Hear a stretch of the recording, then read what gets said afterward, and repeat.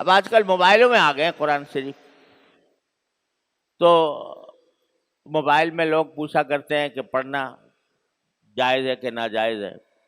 جائز تو ہے پڑھنا، موبائل میں بھی پڑھ سکتے ہیں، لیکن قرآن کریم میں براہ راست جو نسخہ ہے قرآن کریم کا، وہ سامنے رکھ کر پڑھنا اور اس کے اندر دیکھ کر پڑھنا، یہ زیادہ بہتر، زیادہ افضل ہے، اس میں ثواب زیادہ ہے.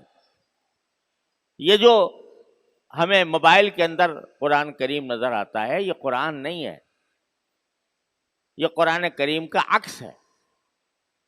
جیسے آئینے میں نظر آ رہا ہو، تو اس کے وہ احکام نہیں ہوتے جو حقیقی قرآن کریم کے نسخے کے ہوتے ہیں.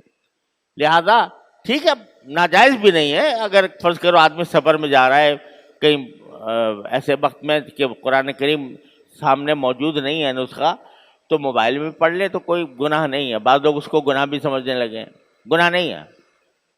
البتہ یہ ہے کہ قرآن کریم کے براہ راست نسخے میں پڑھنا زیادہ افضل ہے، اس میں زیادہ ثواب کی امید ہے.